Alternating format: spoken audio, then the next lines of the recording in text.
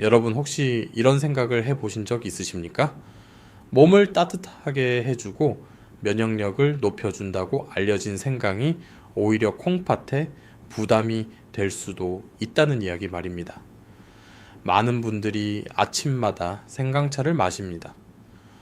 몸이 따뜻해지고 속이 편해지는 느낌이 들기 때문입니다.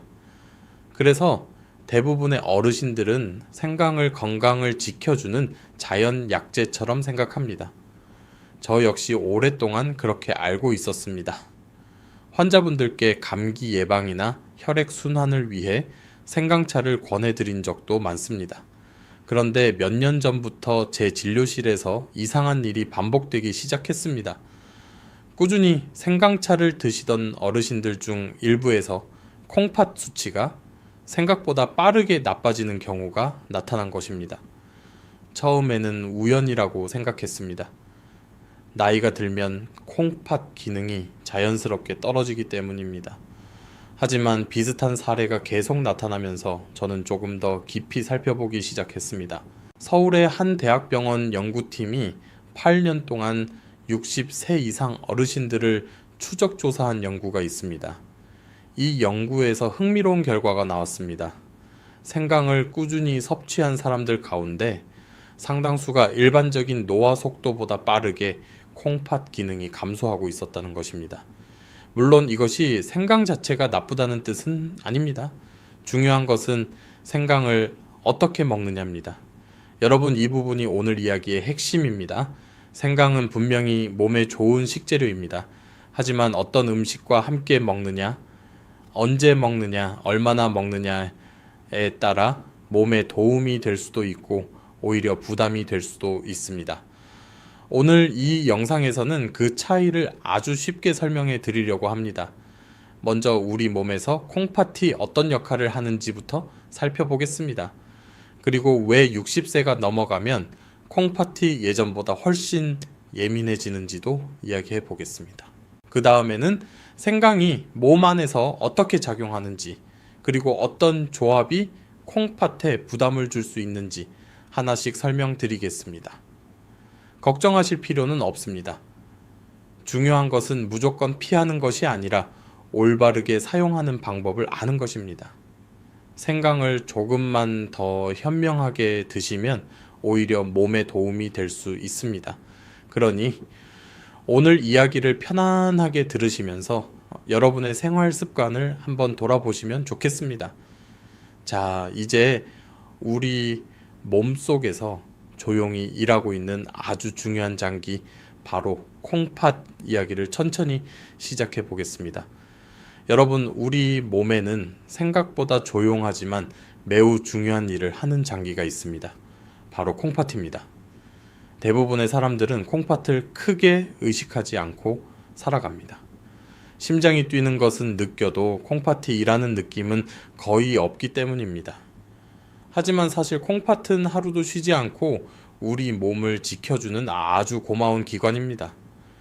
콩팥은 등 뒤 허리 양쪽에 하나씩 자리 잡고 있습니다. 크기는 주먹 정도밖에 되지 않습니다.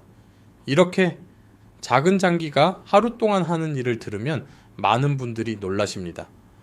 콩팥은 하루에 약 180리터에 가까운 혈액을 계속 걸러냅니다. 우리 몸의 피가 계속 콩팥을 지나가면서 깨끗하게 정화되는 것입니다. 쉽게 말씀드리면 콩팥은 우리 몸의 정수기와 같습니다. 깨끗한 물을 만들기 위해 정수기 안에 필터가 있는 것처럼 콩팥 안에도 아주 작은 필터들이 있습니다. 이 필터들은 피 속에 있는 노폐물을 걸러내고 필요한 물질은 다시 몸으로 돌려보냅니다. 그리고 필요 없는 물질은 소변으로 내보냅니다. 문제는 이 콩팥이 너무 조용하게 일한다는 점입니다. 의학에서는 콩팥을 종종 침묵의 장기라고 부릅니다. 왜냐하면 기능이 상당히 나빠질 때까지도 특별한 통증이나 증상이 잘 나타나지 않기 때문입니다. 실제로 콩팥 기능이 절반 이상 떨어져도 많은 분들이 아무런 이상을 느끼지 못합니다. 그래서 많은 어르신들이 이렇게 말씀하십니다. 몸이 특별히 아프지 않은데 왜 콩팥이 나쁘다고 하는지 모르겠다고 말입니다. 하지만 콩팥 질환은 대부분 조용히 진행됩니다. 겉으로 드러나는 신호가 늦게 나타나기 때문에 미리 관심을 가지고 살펴보는 것이 중요합니다. 특히 나이가 들수록 콩팥은 조금씩 약해집니다. 젊을 때는 아무렇지 않았던 음식이나 습관도 나이가 들면 콩팥에 부담이 될 수 있습니다. 이것은 특별한 병이 있어서가 아니라 자연스러운 노화 과정 때문입니다. 그래서 60세 이후의 건강 관리에서 콩팥을 지키는 일은 매우 중요합니다. 혈압이나 혈당을 관리하는 것도 중요하지만 콩팥이 무리하지 않도록 생활 습관을 조절하는 것도 큰 도움이 됩니다. 이제 다음 이야기에서는 왜 나이가 들수록 콩팥이 점점 약해지는지, 그리고 우리 몸 안에서 어떤 변화가 일어나는지 조금 더 자세히 설명해 드리겠습니다. 여러분, 콩팥이 왜 이렇게 조용히 망가질 수 있는지 궁금하지 않으십니까? 많은 분들이 병이라고 하면 통증이나 분명한 증상이 먼저 나타난다고 생각합니다. 하지만 콩팥은 조금 다른 장기입니다. 기능이 상당히 떨어질 때까지도 몸이 뚜렷한 신호를 보내지 않는 경우가 많습니다. 그래서 많은 환자분들이 병원을 찾아오실 때 이렇게 말씀하십니다. 선생님, 저는 아무런 증상이 없었는데 왜 콩팥이 이렇게 나빠졌습니까? 이 이유를 이해하려면 콩팥의 구조를 조금만 알아볼 필요가 있습니다. 우리 콩팥 안에는 사구체라고 불리는 아주 작은 필터들이 있습니다. 쉽게 말하면 미세한 체와 같은 역할을 하는 장치입니다. 이 필터들이 피를 통과시키면서 노폐물을 걸러내고 깨끗한 혈액을 다시 몸으로 보내줍니다. 한쪽 콩팥 안에는 이런 사구체가 약 100만 개 정도 들어 있습니다.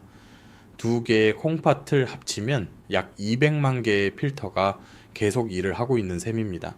그런데 중요한 사실이 하나 있습니다. 이 사구체는 한번 손상되면 다시 새로 만들어지지 않습니다. 피부처럼 재생되는 조직이 아니라는 뜻입니다. 또 하나 특징이 있습니다. 사구체가 일부 손상되어도 남아있는 필터들이 대신 더 열심히 일을 하면서 기능을 유지하려고 합니다. 그래서 겉으로 보기에는 아무 문제가 없는 것처럼 보일 수 있습니다. 하지만 실제로는 남아있는 필터들이 과도하게 일을 하면서 조금씩 지쳐가고 있는 상태일 수 있습니다. 그래서 콩팥 질환은 어느 순간 갑자기 나타나는 것처럼 보이기도 합니다. 사실은 오랜 시간 동안 조금씩 기능이 줄어들고 있었지만 우리가 그것을 알아채지 못했던 것입니다. 마치 천천히 닳아가는 기계처럼 말입니다. 이런 이유 때문에 콩팥 건강은 평소 생활 습관이 매우 중요합니다. 특히 나이가 들수록 작은 습관 하나가 콩팥에 큰 영향을 줄 수 있습니다. 평소에 자주 먹는 음식이나 음료도 영향을 줄 수 있습니다. 그리고 바로 이 부분에서 오늘 이야기의 주제인 생강이 등장합니다. 생강은 분명히 몸에 좋은 식재료입니다. 하지만 콩팥의 상태와 나이에 따라 그 영향이 조금 달라질 수 있습니다. 다음 이야기에서는 나이가 들면서 콩팥이 어떻게 변하는지, 그리고 왜 예전보다 더 조심해야 하는지 차근차근 설명해 드리겠습니다. 여러분, 우리 몸은 시간이 지나면서 자연스럽게 변합니다. 머리가 휘어지고 피부에 주름이 생기는 것처럼 몸속 장기들도 조금씩 나이를 먹습니다. 콩팥도 예외가 아닙니다. 겉으로는 보이지 않지만 콩팥 역시 세월의 영향을 받습니다. 연구에 따르면 보통 40세를 지나면서부터 콩팥의 여과 능력은 조금씩 줄어들기 시작합니다.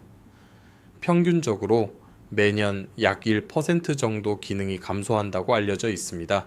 숫자만 들으면 크게 느껴지지 않을 수도 있습니다. 하지만 시간이 지나면서 그 차이는 점점 커집니다. 예를 들어 보겠습니다.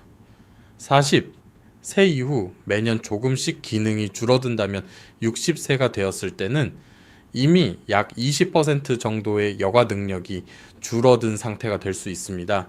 70세가 되면 그 차이는 30% 가까이 될 수 있습니다. 물론 개인마다 차이는 있지만 대부분의 사람에게 어느 정도 비슷한 변화가 나타납니다. 이것은 병이 있어서라기보다는 자연스러운 노화 과정입니다. 하지만 여기서 중요한 점이 있습니다.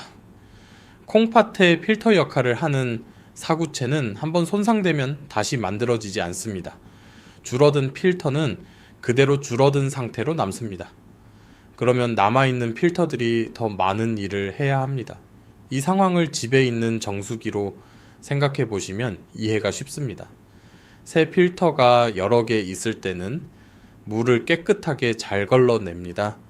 하지만 시간이 지나 필터 일부가 막히거나 약해지면 남아있는 필터에 부담이 더 많이 가게 됩니다. 결국 필터 전체가 더 빨리 닳게 되는 것입니다. 나이가 들수록 콩팥이 예민해지는 이유도 바로 여기에 있습니다. 젊을 때는 아무렇지 않게 먹던 음식이나 음료도 콩팥이 약해진 상태에서는 부담이 될 수 있습니다. 특히 혈압을 높이거나 혈류를 갑자기 증가시키는 음식은 콩팥의 미세한 혈관에 압력을 줄 수 있습니다. 그래서 60세 이후의 건강관리에서는 단순히 무엇이 몸에 좋다, 나쁘다로 판단하기보다 내 몸의 상태에 맞게 조절하는 것이 중요합니다.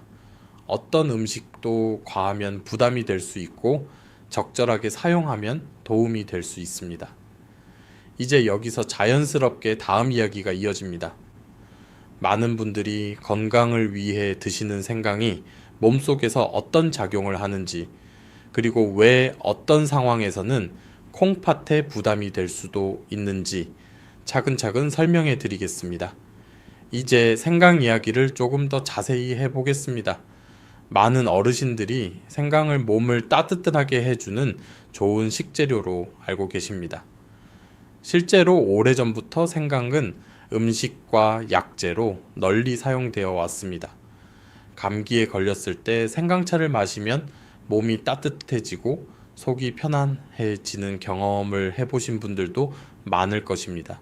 그렇다면 생강은 우리 몸 안에서 어떤 작용을 할까요? 생강 속에는 여러 가지 유효 성분이 들어 있습니다. 그 중에서도 대표적인 것이 진저롤과 쇼가올이라는 물질입니다. 이름이 조금 어렵게 들릴 수 있지만 작용은 비교적 단순합니다. 먼저 진저롤이라는 성분은 생강의 특유의 매운맛을 만드는 물질입니다.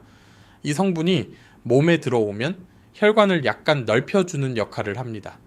쉽게 말해 혈액이 조금 더 원활하게 흐르도록 도와주는 것입니다. 그래서 생강을 먹으면 몸이 따뜻해지는 느낌을 받는 경우가 많습니다. 혈액 순환이 활발해지기 때문입니다. 또 하나 중요한 성분이 쇼가올입니다. 이 물질은 생강을 말리거나 가열할 때 더 많이 생성됩니다. 쇼가올은 염증을 줄이는 데 도움을 주고 몸의 방어 반응을 도와주는 성질이 있습니다. 그래서 생강이 감기나 소화불량에 좋다고 알려진 이유도 여기에 있습니다. 이렇게 보면 생강은 분명히 건강에 도움이 되는 식재료처럼 보입니다. 실제로 건강한 사람에게 적당한 양의 생강은 여러 면에서 도움이 될 수 있습니다. 문제는 나이가 들면서 몸의 상태가 달라질 수 있다는 점입니다. 앞에서 말씀드린 것처럼 60세 이후에는 콩팥의 역과 기능이 예전보다 약해질 수 있습니다. 이때 혈류가 갑자기 빨라지거나 혈관의 압력이 높아지는 상황이 반복되면 콩팥의 미세한 필터들이 부담을 느낄 수 있습니다. 예를 들어 오래된 도로를 생각해 보십시오. 새로 만든 도로라면 자동차가 빠르게 달려도 큰 문제가 없습니다. 하지만 오랫동안 사용한 도로에 갑자기 차량이 많이 몰리면 도로 표면이 더 빨리 손상될 수 있습니다. 콩팥의 작은 혈관들도 비슷한 상황을 겪을 수 있습니다. 그래서 중요한 것은 생강을 무조건 피하는 것이 아니라 언제 어떻게 먹는지를 아는 것입니다. 다음 이야기에서는 많은 어르신들이 모르고 계시는 한 가지 습관을 먼저 말씀드리겠습니다. 바로 생강과 커피를 함께 드시는 경우입니다. 이제 많은 분들이 일상에서 무심코 하고 있는 한 가지 습관에 대해 이야기해 보겠습니다. 바로 생강차를 마신 뒤에 커피를 마시는 경우입니다. 특히 아침 시간에 이런 습관을 가진 분들이 생각보다 많습니다. 몸을 따뜻하게 하기 위해 먼저 생강차를 한 잔 마시고 정신을 깨우기 위해 커피를 마시는 경우입니다.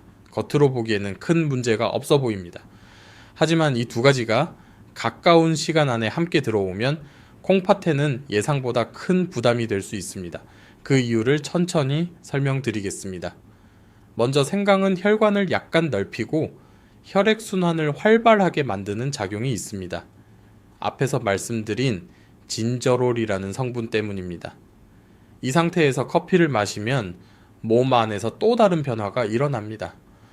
커피에 들어있는 카페인은 강한 이뇨작용을 가지고 있습니다. 이뇨작용이란 몸속의 수분을 소변으로 빠르게 내보내는 작용을 말합니다. 그래서 커피를 마신 뒤에 화장실에 자주 가게 되는 것입니다. 또 하나 중요한 점은 카페인이 일시적으로 혈압을 높일 수 있다는 사실입니다. 이 두 가지 변화가 동시에 일어나면 콩팥은 조금 어려운 상황을 맞게 됩니다. 생강 때문에 혈액의 흐름은 빨라진 상태인데 카페인은 몸의 수분을 줄이고 혈압을 올립니다. 그러면 콩팥의 작은 필터들은 더 강한 압력 속에서 일을 해야 합니다. 이 상황을 세탁기에 비유해 보겠습니다. 세탁기는 물이 충분히 있을 때 가장 안정적으로 돌아갑니다. 그런데 물이 부족한 상태에서 세탁기를 강하게 돌리면 기계에 무리가 가게 됩니다. 콩팥도 비슷합니다.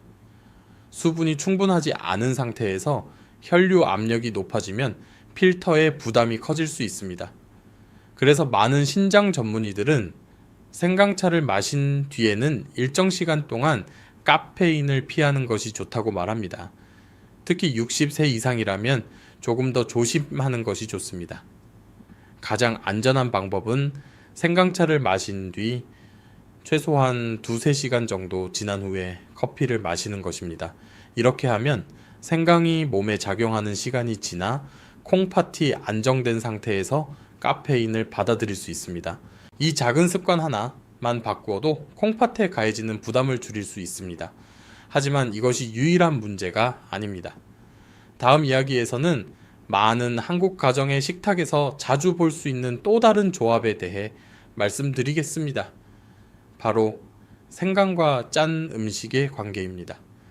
이제 두 번째로 많은 분들이 일상에서 쉽게 놓치는 습관에 대해 말씀드리겠습니다. 바로 생강을 먹는 날에 짠 음식을 함께 먹는 경우입니다. 한국 식탁에는 김치젓갈, 된장국 같은 음식이 자주 올라옵니다. 오랫동안 익숙한 음식이기 때문에 많은 분들이 특별히 신경 쓰지 않고 드십니다. 하지만 생강과 짠 음식이 함께 들어오면 콩팥에는 예상보다 큰 부담이 될 수 있습니다. 먼저 짠 음식이 몸에 들어오면 어떤 일이 일어나는지부터 설명드리겠습니다. 소금에는 나트륨이라는 성분이 들어 있습니다. 나트륨이 혈액 속에 많아지면 몸은 균형을 맞추기 위해 물을 더 붙잡아 두려고 합니다. 그러면 혈액의 양이 늘어나고 혈압이 올라갈 수 있습니다. 이것만으로도 콩팥은 조금 더 많은 일을 해야 합니다. 콩팥은 늘어난 혈액을 계속 걸러내야 하기 때문입니다. 그런데 여기에 생강의 작용이 더해지면 상황이 조금 달라집니다. 생강은 혈관을 넓히고 혈류를 빠르게 만드는 성질이 있습니다. 즉 피의 흐름이 평소보다 활발해집니다. 이 두 가지가 동시에 일어나면 콩팥의 작은 혈관과 필터에 더 높은 압력이 가해질 수 있습니다. 혈액의 양은 늘어나 있고 흐름도 빨라져 있기 때문입니다. 마치 물이 많이 차 있는 호스에 압력까지 강하게 걸리는 것과 비슷한 상황입니다. 젊고 건강한 콩팥이라면 이런 변화도 충분히 견딜 수 있습니다. 하지만 나이가 들면서 콩팥의 필터가 줄어든 상태라면 이야기가 조금 달라집니다. 남아있는 필터들이 더 많은 일을 해야 하고 그만큼 부담이 커질 수 있습니다. 그래서 생강을 드시는 날에는 식사 습관을 조금만 조절해 주는 것이 좋습니다. 예를 들어 김치를 드시더라도 물에 살짝 헹궈서 나트륨을 줄이는 방법이 있습니다. 국이나 찌개를 드실 때도 국물보다는 건더기 위주로 드시는 것이 도움이 됩니다. 작은 변화지만 콩팥이 받는 부담은 훨씬 줄어들 수 있습니다. 여기까지 들으시면 많은 분들이 이렇게 생각하실 수 있습니다. 그렇다면 생강을 먹을 때는 아무것도 함께 먹지 않는 것이 가장 좋은 것 아니냐고 말입니다. 하지만 반드시 그렇지는 않습니다. 중요한 것은 피해야 할 조합을 아는 동시에 도움이 되는 조합도 아는 것입니다. 그 전에 한 가지 더 살펴봐야 할 습관이 있습니다. 많은 분들이 생강차를 조금 더 부드럽게 마시기 위해 설탕이나 꿀을 넣는 경우입니다. 다음 이야기에서는 이 부분이 콩팥에 어떤 영향을 줄 수 있는지 차분하게 설명해 드리겠습니다. 이제 세 번째로 많은 분들이 자연스럽게 하고 있는 습관에 대해 이야기해 보겠습니다. 바로 생강채 설탕이나 꿀을 넣어 달콤하게 마시는 경우입니다. 생강은 특유의 매운맛이 있기 때문에 그냥 마시기 어렵다고 느끼시는 분들이 많습니다. 그래서 설탕을 조금 넣거나 꿀을 한 숟가락 넣어 맛을 부드럽게 만드는 경우가 흔합니다. 처음에는 단순히 맛을 조절하기 위한 선택처럼 보입니다. 하지만 이 습관이 계속 반복되면 콩팥에는 예상보다 큰 부담이 될 수 있습니다. 그 이유를 이해하려면 혈당이 우리 몸에서 어떻게 작용하는지를 먼저 살펴볼 필요가 있습니다. 설탕이나 꿀이 몸에 들어오면 혈액 속의 당 수치가 올라갑니다. 혈당이 높아지면 혈액의 성질이 약간 끈적해집니다. 마치 맑은 물에 시럽을 섞은 것처럼 점도가 조금 높아지는 것입니다. 이런 상태에서 혈액이 몸속을 순환하게 됩니다. 여기에 생강의 작용이 더해지면 상황이 조금 달라집니다. 생강은 혈관을 넓히고 혈액 흐름을 활발하게 만듭니다. 그러면 혈액이 평소보다 빠르게 움직이게 됩니다. 문제는 점도가 높아진 혈액이 빠르게 흐를 때 콩팥의 미세한 필터에 더 많은 부담을 줄 수 있다는 점입니다. 또 하나 중요한 변화가 있습니다. 혈당이 높아진 상태가 오래 지속되면 몸 안에서는 당화 반응이라는 과정이 일어납니다. 쉽게 말하면 단기 단백질과 결합하면서 끈적한 찌꺼기 같은 물질이 만들어지는 것입니다. 이런 물질이 많아지면 콩팥의 작은 필터 표면에 달라붙어 역과 기능을 방해할 수 있습니다. 그래서 생강채 설탕이나 꿀을 자주 넣어 마시는 습관은 특히 주의할 필요가 있습니다. 당뇨가 있는 분들이나 혈당이 높은 분들에게는 더 큰 부담이 될 수 있습니다. 그렇다고 해서 생강차를 매운 맛 그대로 억지로 마셔야 하는 것은 아닙니다. 대신 조금 더 자연스러운 방법을 선택하는 것이 좋습니다.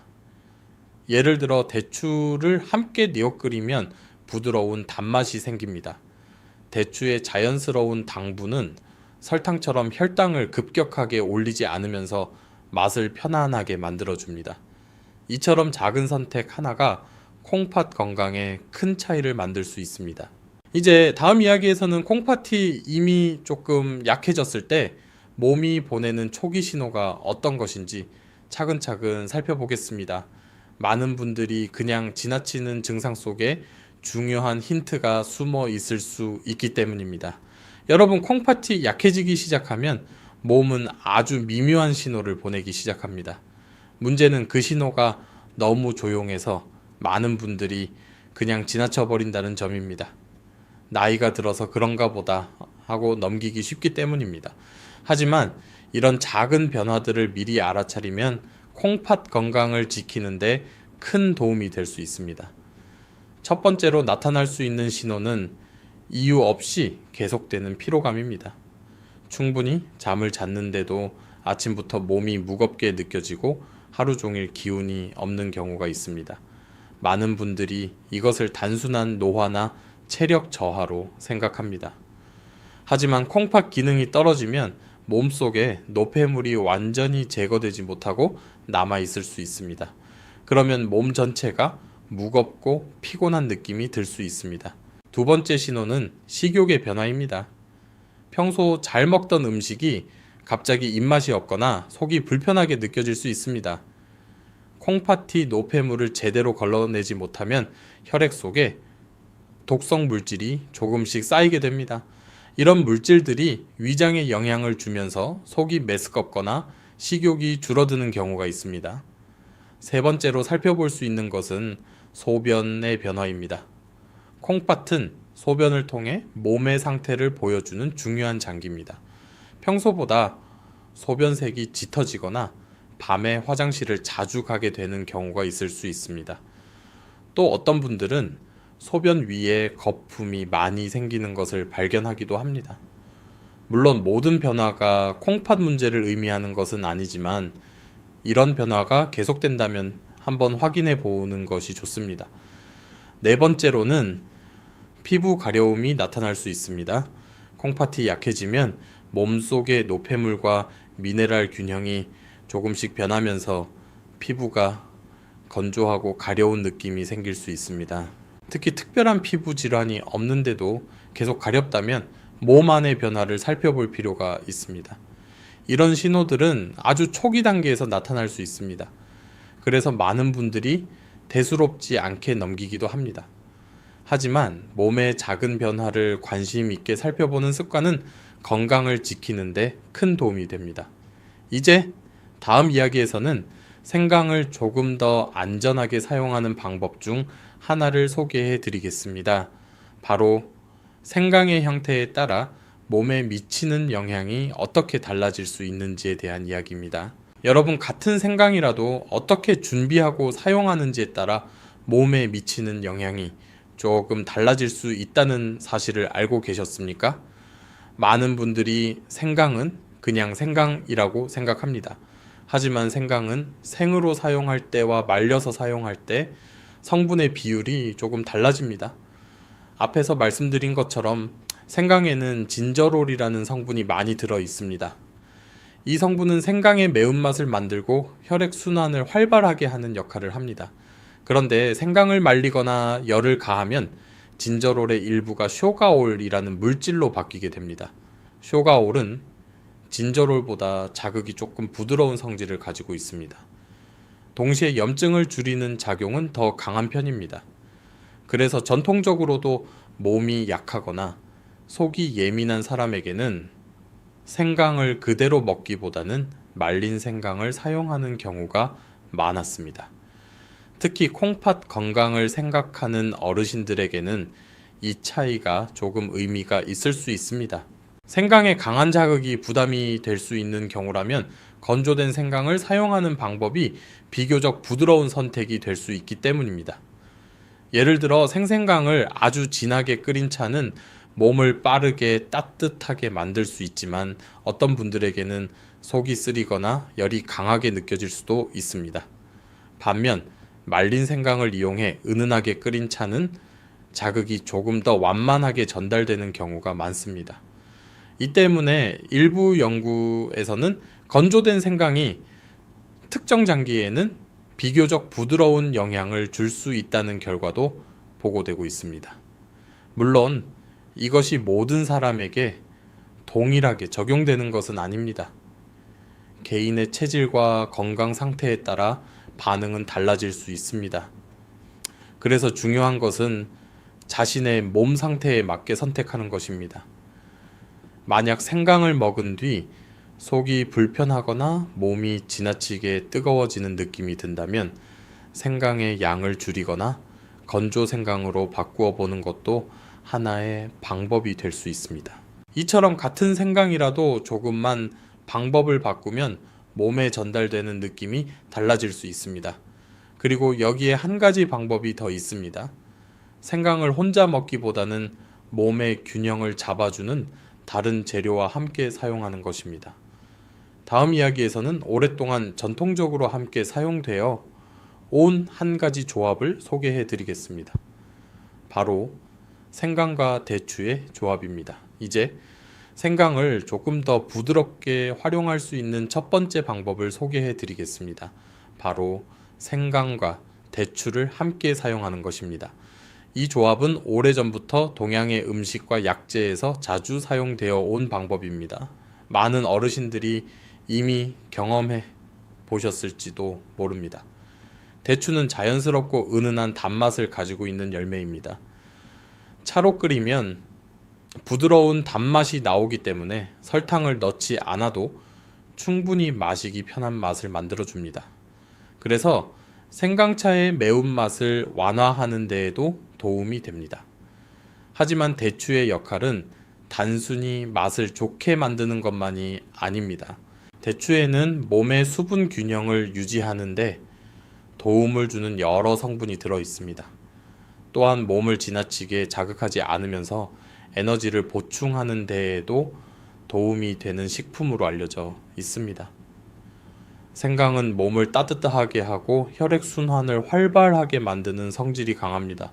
반면 대추는 그 따뜻함을 조금 더 부드럽게 만들어주는 역할을 합니다. 쉽게 말해 생강이 빠르게 타오르는 불이라면 대추는 그 불이 너무 강해지지 않도록 조절해주는 역할을 한다고 생각하시면 이해하기 쉽습니다. 이 두 가지를 함께 사용하면 생강의 강한 자극이 완화되고 몸에 전달되는 느낌도 한층 편안해질 수 있습니다.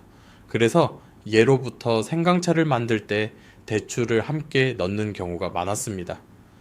특히 몸이 약한 분들이나 어르신들에게 이런 조합이 더 편안하게 느껴지는 경우가 많습니다. 만드는 방법도 어렵지 않습니다. 얇게 썬 생강 몇 조각과 대추 두세 개 정도를 물에 넣고 약한 불에서 천천히 끓이면 됩니다. 시간이 지나면서 대추에서 자연스러운 단맛이 우러나오고 생강의 향이 함께 퍼집니다. 이렇게 만든 차는 설탕 없이도 부드럽게 마실 수 있습니다. 이처럼 생강을 단독으로 사용하는 것보다 다른 재료와 균형을 맞추어 사용하는 것이 몸에는 더 편안할 수 있습니다. 특히 콩팥 건강을 생각하는 어르신들에게는 자극을 줄이고 균형을 맞추는 방식이 도움이 될 수 있습니다. 하지만 생강과 함께 활용할 수 있는 좋은 방법은 이것만이 아닙니다. 다음 이야기에서는 또 하나 흥미로운 조합을 소개해 드리겠습니다. 바로 생강과 두유를 함께 활용하는 방법입니다. 이제 두 번째로 소개해 드릴 조합은 생강과 두유입니다. 이 이야기를 들으면 조금 의외라고 느끼시는 분들도 계실 것입니다. 보통 생강차와 두유를 함께 떠올리는 경우는 많지 않기 때문입니다. 하지만 이 두 가지를 적절한 방식으로 활용하면 몸에 비교적 부드러운 균형을 만들어 줄 수 있습니다. 먼저 두유에 대해 잠깐 이야기해 보겠습니다. 두유는 콩으로 만든 음료입니다. 콩에는 식물성 단백질이 풍부하게 들어 있습니다. 이 단백질은 우리 몸의 조직을 유지하고 회복하는 데 중요한 역할을 합니다. 특히 나이가 들수록 근육과 세포를 유지하기 위해 충분한 단백질을 섭취하는 것이 중요해집니다. 여기서 중요한 점은 두유에 들어있는 단백질이 동물성 단백질과는 조금 다른 특징을 가지고 있다는 것입니다. 고기나 기름진 음식에 들어있는 단백질은 소화 과정에서 콩팥이 처리해야 할 부산물이 비교적 많이 생길 수 있습니다. 반면 식물성 단백질은 상대적으로 부담이 덜한 경우가 많습니다. 그래서 일부 전문가들은 적당한 양의 식물성 단백질이 몸의 균형을 유지하는 데 도움이 될 수 있다고 말합니다. 두유는 그런 점에서 비교적 부드러운 단백질 공급원이 될 수 있습니다. 생강을 마신 뒤 일정 시간이 지나 두유를 한 컵 정도 마시는 방법을 사용하는 분들도 있습니다. 이렇게 하면 생강이 몸을 따뜻하게 만든 뒤 두유의 단백질이 몸을 안정시키는 역할을 할 수 있습니다. 특히 속이 예민한 분들에게는 이런 방식이 편안하게 느껴질 수 있습니다. 여기서 한 가지 주의할 점이 있습니다. 두유를 선택할 때는 설탕이 많이 들어간 제품보다는 가능하면 무가당 두유를 선택하는 것이 좋습니다. 앞에서 말씀드린 것처럼 당분이 많아지면 혈당이 급격히 올라갈 수 있기 때문입니다. 또한 무엇이든 과하게 섭취하는 것은 좋지 않습니다. 두유 역시 적당한 양을 유지하는 것이 중요합니다. 하루 한 컵 정도의 양이면 충분합니다. 이처럼 생강을 조금 더 균형 있게 활용하면 몸에 전달되는 느낌이 훨씬 부드러워질 수 있습니다. 그리고 아직 한 가지 방법이 더 남아 있습니다. 다음 이야기에서는 몸을 따뜻하게 하면서도 순환을 돕는 또 다른 조합인 생강과 계피에 대해 이야기해 보겠습니다. 이제 세 번째로 이야기해 볼 조합은 생강과 계피입니다. 많은 분들이 겨울철에 계피차를 마셔본 경험이 있으실 것입니다. 계피는 특유의 따뜻한 향을 가지고 있어서 몸을 포근하게 만들어주는 식재료로 잘 알려져 있습니다. 그래서 전통적으로도 몸을 따뜻하게 하는 차나 음식에 자주 사용되었습니다. 계피의 가장 큰 특징은 몸의 말초 순환을 도와주는 성질입니다. 특히 손발이 차거나 아랫배가 차가운 분들에게 따뜻한 느낌을 주는 경우가 많습니다.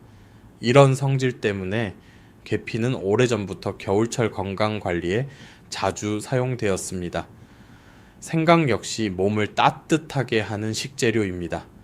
하지만 두 가지의 따뜻함은 조금 다른 방향으로 작용하는 경우가 있습니다. 생강은 위장과 상체를 따뜻하게 하는 느낌이 강한 반면 계피는 아랫배와 허리 주변의 순환을 돕는 느낌을 주는 경우가 많습니다. 그래서 이 두 가지를 함께 사용하면 몸 전체가 보다 균형 있게 따뜻해지는 느낌을 받을 수 있습니다. 특히 몸이 쉽게 차가워지거나 순환이 좋지 않다고 느끼는 분들에게는 이런 조합이 편안하게 느껴질 수 있습니다. 예를 들어 얇게 썬 생강 몇 조각과 계피 스틱 작은 조각 하나를 함께 넣어 물에 천천히 끓이면 향이 부드럽게 어우러진 차가 만들어집니다. 여기에 앞에서 말씀드린 대추를 함께 넣으면 단맛까지 자연스럽게 더해집니다. 이렇게 하면 설탕 없이도 마시기 좋은 차가 완성됩니다. 물론 여기서도 중요한 것은 양입니다. 계피는 향이 강하기 때문에 너무 많이 넣을 필요는 없습니다. 작은 조각 하나 정도면 충분합니다. 적당한 양을 사용하면 생강과 계피의 향이 서로 조화를 이루면서 몸을 편안하게 만들어 줄 수 있습니다. 이처럼 생강은 단독으로 사용하는 것보다 다른 재료와 함께 균형을 맞추어 사용하는 것이 훨씬 부드러운 방법이 될 수 있습니다. 대추, 두유, 계피와 같은 재료들은 생강의 강한 성질을 완화하면서 몸이 편안하게 받아들이도록 도와줄 수 있습니다. 하지만 여기에서 한 가지 더 중요한 이야기가 남아 있습니다. 바로 약을 복용하고 계신 분들에 대한 이야기입니다. 다음 이야기에서는 약과 생강이 함께 들어올 때 어떤 점을 조심해야 하는지 차근차근 설명해 드리겠습니다. 이제 많은 어르신들에게 특히 중요한 이야기를 해보겠습니다. 바로 약을 복용하고 계신 분들이 생강을 어떻게 조심해야 하는지에 대한 부분입니다. 요즘은 60세가 넘어가면 한 가지 이상의 약을 꾸준히 드시는 분들이 매우 많습니다. 혈압약, 당뇨약, 혈액순환을 돕는 약관절 통증을 완화하는 약 등 다양한 약이 있습니다. 약은 우리 몸의 균형을 맞추기 위해 사용됩니다. 그런데 음식 역시 몸 안에서 여러 가지 작용을 합니다. 그래서 어떤 음식과 약이 함께 들어오면 서로 영향을 주는 경우가 있습니다. 이것을 의학적으로는 음식과 약의 상호작용이라고 합니다. 먼저 혈액을 묽게 하는 약을 드시는 분들을 생각해 보겠습니다. 예를 들어 아스피린이나 비슷한 종류의 약을 꾸준히 드시는 분들이 있습니다. 이런 약은 혈액이 너무 쉽게 굳지 않도록 도와주는 역할을 합니다. 그런데 생강 역시 혈액순환을 돕고 피의 흐름을 조금 더 원활하게 만드는 성질이 있습니다. 그래서 두 가지가 동시에 작용하면 어떤 분들에게는 출혈이 쉽게 생기는 상황이 나타날 수도 있습니다. 예를 들어 양치질을 할 때 잇몸에서 피가 평소보다 오래 멈추지 않는다거나 작은 상처에서도 피가 오래 나는 경우가 있을 수 있습니다. 이런 변화가 느껴진다면 생강 섭취를 줄이거나 담당 의사와 상의하는 것이 좋습니다. 또 하나는 당뇨약을 드시는 분들입니다. 일부 연구에서는 생강이 혈당을 낮추는 데 도움을 줄 수 있다는 결과가 보고되기도 했습니다. 이것 자체는 좋은 작용일 수 있지만 당뇨약 역시 혈당을 낮추는 역할을 합니다. 두 가지가 동시에 작용하면 혈당이 예상보다 많이 떨어지는 상황이 생길 수도 있습니다. 그래서 당뇨약을 복용 중인 분들은 생강을 갑자기 많이 드시기보다는 조금씩 양을 조절하면서 몸의 변화를 살펴보는 것이 좋습니다. 마지막으로 관절 통증 때문에 진통소염제를 자주 드시는 분들도 있습니다. 이런 약들은 통증을 줄여주는 역할을 하지만 동시에 콩팥의 혈류 조절에 영향을 줄 수 있습니다. 이때 생강까지 함께 많이 섭취하면 콩팥의 부담이 커질 수 있습니다. 그래서 약을 복용 중인 분들은 생강을 완전히 피할 필요는 없지만 몇 가지 원칙을 기억하는 것이 좋습니다. 첫째, 생강의 양을 지나치게 늘리지 않는 것입니다. 둘째, 약을 먹는 시간과 생강을 먹는 시간을 어느 정도 간격을 두는 것이 좋습니다. 그리고 가장 중요한 것은 담당 의사에게 생강을 자주 드신다는 사실을 미리 알려드리는 것입니다. 이렇게 간단한 주의만 지켜도 불필요한 위험을 크게 줄일 수 있습니다. 이제 마지막 이야기에서는 여러분이 내일부터 바로 실천할 수 있는 간단한 생활 습관을 정리해 보겠습니다. 이제 마지막으로 여러분이 내일부터 바로 실천할 수 있는 간단한 생활 습관을 정리해 보겠습니다. 건강을 지키는 방법은 생각보다 복잡하지 않습니다. 거창한 비법보다 매일 반복되는 작은 습관이 훨씬 큰 영향을 미칩니다. 아침에 일어나면 가장 먼저 미지근한 물 한 컵을 천천히 마셔보십시오. 밤 동안 우리 몸은 수분을 거의 공급받지 못한 상태입니다. 그래서 아침에는 몸이 약간 건조한 상태일 수 있습니다. 이때 따뜻한 물 한 컵은 몸의 순환을 부드럽게 시작하게 도와줍니다. 그 다음 20분이나 30분 정도 지나서 생강차를 가볍게 드시는 것도 하나의 방법입니다. 생강 몇 조각과 대추 2-3개를 넣어 천천히 끓인 차라면 설탕 없이도 충분히 부드러운 맛을 낼 수 있습니다. 너무 진하게 끓이기보다는 은은하게 향이 나는 정도로 만드는 것이 좋습니다. 점심 식사 후에는 무가당 두유 1컵 정도를 마시는 것도 도움이 될 수 있습니다. 식물성 단백질은 몸의 균형을 유지하는 데 도움을 줄 수 있고 소화도 비교적 편안한 편입니다. 다만 무엇이든 과하지 않게 적당한 양을 유지하는 것이 중요합니다. 또 한 가지 기억하실 점이 있습니다. 생강차를 마신 직후에는 커피를 바로 마시지 않는 것이 좋습니다.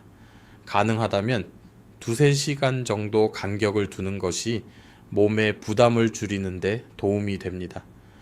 그리고 저녁 시간에는 생강차를 마시기보다는 따뜻한 물을 천천히 마시면서 몸을 편안하게 쉬게 해주는 것이 좋습니다. 밤에는 우리 몸의 장기들도 휴식을 취하면서 회복하는 시간이기 때문입니다. 여러분, 오늘 이야기의 핵심은 아주 단순합니다. 생강이 나쁘다는 것이 아니라 어떻게 사용하느냐가 중요하다는 것입니다. 카페인과 함께 과하게 마시거나 설탕을 많이 넣는 습관만 피하셔도 몸이 훨씬 편안해질 수 있습니다. 대신 대추나 계피처럼 균형을 잡아주는 재료와 함께 사용하는 것이 도움이 될 수 있습니다. 우리 몸의 콩팥은 평생 동안 조용히 일하는 고마운 장기입니다. 하지만 한번 손상되면 다시 회복하기 어렵기 때문에 미리 관리하는 것이 무엇보다 중요합니다. 작은 습관 하나를 바꾸는 것만으로도 건강의 방향이 달라질 수 있습니다. 오늘 제가 말씀드린 내용이 여러분의 생활 속에서 조금이나마 도움이 되었으면 좋겠습니다. 여러분의 건강한 하루와 편안한 노후를 진심으로 응원합니다. 다음 시간에도 어르신들의 건강에 도움이 되는 이야기로 다시 찾아뵙겠습니다. 감사합니다.